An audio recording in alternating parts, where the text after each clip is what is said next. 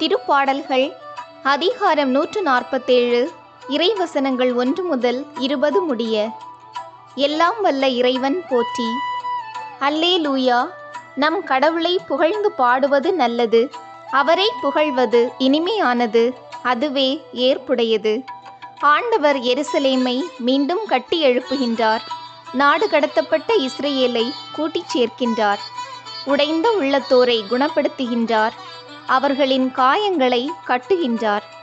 விண்மீன்களின் இலக்கத்தை எண்ணி அவை ஒவ்வொன்றையும் பெயர் சொல்லி அழைக்கின்றார். நம் தலைவர் மாண்புமிக்கவர், மிகுந்த வல்லமை உள்ளவர், அவர் தம் நுண்ணறிவு அளவிடற்கு அரியது. ஆண்டவர் எளியோர்க்கு ஆதரவளிக்கின்றார், பொல்லாரையோ தரை மட்டும் தாழ்த்துகின்றார். ஆண்டவருக்கு நன்றி செலுத்தி பாடுங்கள், நம் கடவுளை யாழ் கொண்டு புகழ்ந்து பாடுங்கள். அவர் வானத்தை மேகங்களால் மறைக்கின்றார், பூ உலகின் மீது மழையை பொழிகின்றார், மலைகளில் புல்லை முளைக்கச் செய்கின்றார். கால்நடைகளுக்கும் கரையும் காக்கை குஞ்சுகளுக்கும் அவர் இரை கொடுக்கின்றார். குதிரையின் வலிமையில் அவர் மகிழ்ச்சி காண்பதில்லை, வீரனின் கால் வலிமையையும் அவர் விரும்புவதில்லை. தமக்கு அஞ்சி நடந்து தம் பேரன்புக்காக நம்பிக்கையுடன் காத்திருப்போரிடம் அவர் மகிழ்ச்சி கொள்கின்றார். எருசலேமே, ஆண்டவரை போற்றுவாயாக. சீயோனே, உன் கடவுளை புகழ்வாயாக.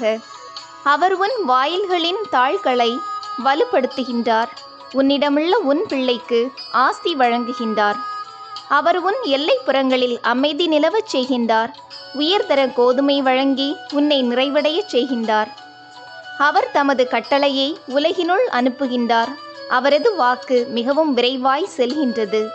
அவர் வெண் கம்பளி போல் பனியை பொழிகின்றார், சாம்பலை போல் உறைபனியை தூவுகின்றார். பனிக்கட்டியை துகள் துகளாக விழச் செய்கின்றார். அவர் வரவிடும் குளிரை தாங்கக்கூடியவர் யார்?